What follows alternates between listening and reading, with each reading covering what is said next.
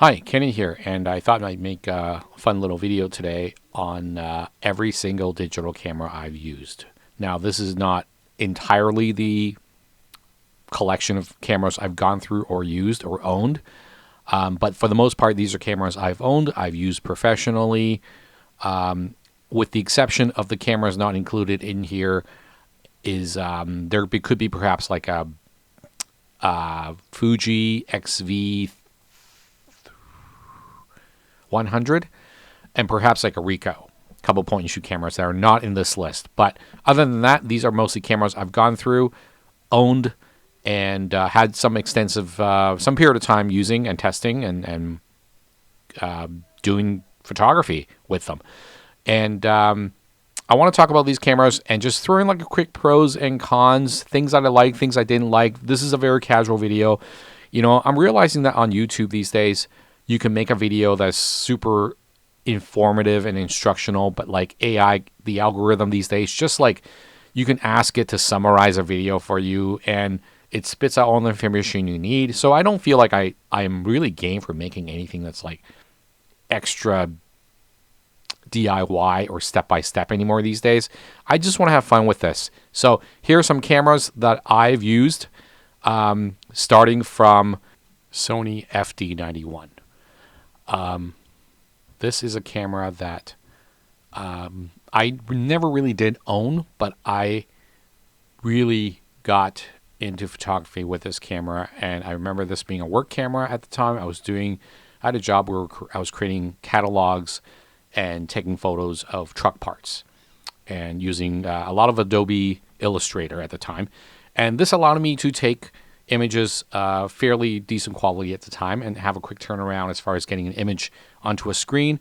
And really, this is the camera that got me into photography. Again, this was a work camera, but the ability to get just digital images at the time was amazing.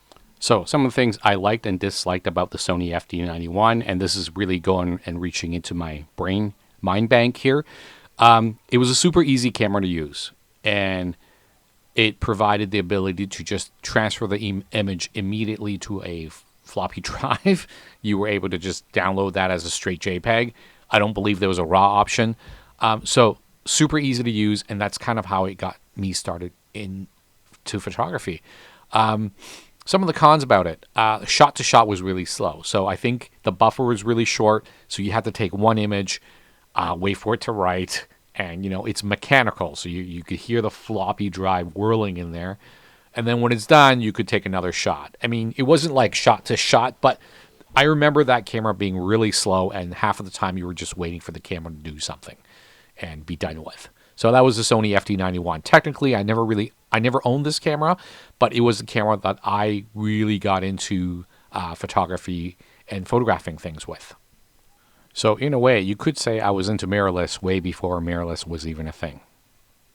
Now, if you just want to sit through this and follow the progression of the cameras, these are all in chronological order. And if you can familiarize yourself with the dates that these were built or released, you'll probably get a timeline to work with.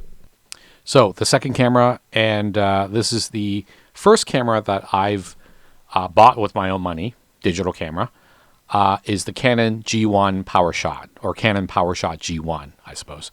Couple pros and cons, or, you know, these aren't really pros and cons. They're just like notes I've quickly, observations, I suppose. Number one, image quality. The RAW was fantastic. It had like a 3 megapixel RAW file you could work with, and the quality was just mind-blowing, even compared to that Sony FD91. Couple things I did notice about that camera. The low light, because it had a zoom and the sensors weren't all that sensitive back then, the low light usage was out of the question. I remember casually using this camera kind of before I really got serious about photography, but I was bringing it around with me, taking photos, and a lot of times when it got dark, I started using the flash on the camera, and it had a unique look. It had a cool look.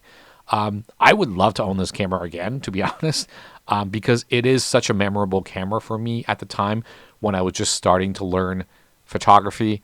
and just a compact camera that had that ability to zoom. It is also the first camera that I actually published work with.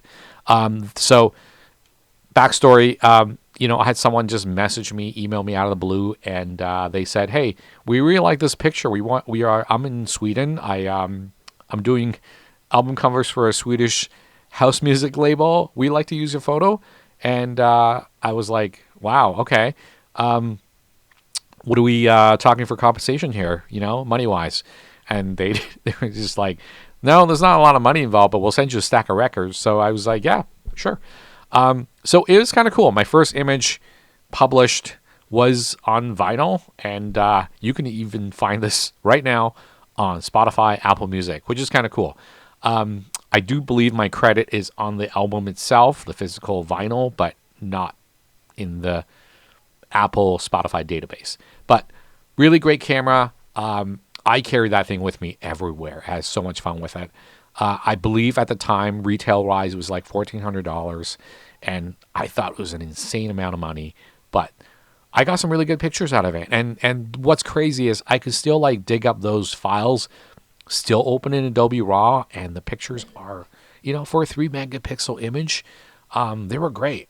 So a lot of love for that Canon G1, the Canon PowerShot G1. So camera number 3 is the Canon 5D Mark I, also known as the Canon 5D Classic. I believe it was 12 megapixels. And just a little bit of a background here. I enrolled into my photography program at the time, Ryerson University, and the 5D Mark I was available, and I picked it up near the end of my undergrad doing my photography degree. And a lot of times there have been prior to, I believe it was the Canon 10D that came out, and the Digital Rebels dropped in price. But I was also a bit of a film camera snob at the time, and I really didn't want to get into digital. And this is the way until the later part of getting out into the field. And this is the early part of getting out into the field of photography and working as a photographer. I did pick up the 5D Mark I eventually, and it was the full frame. So at the time, that was exciting.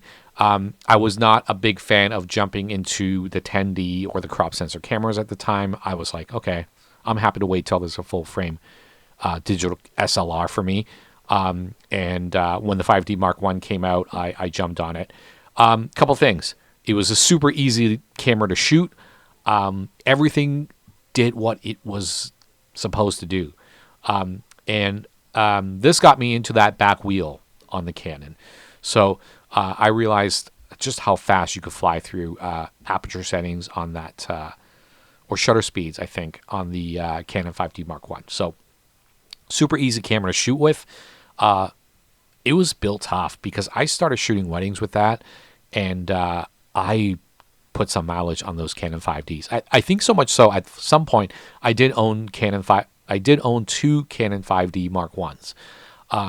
And the only drawback I remember that camera was that one of them did give me a shutter failure. I had a mechanical shutter break down on me. The cost to repair was like $400, but it was also, to be fair, it was also a high mileage camera. So tons of work with that 5D Mark I. And the viewfinder, I remember it being just nice and bright. I mean, you already know, if you know the Canon 5D, they've just been a hit after another. So lots of good things to say about that Canon 5D. Even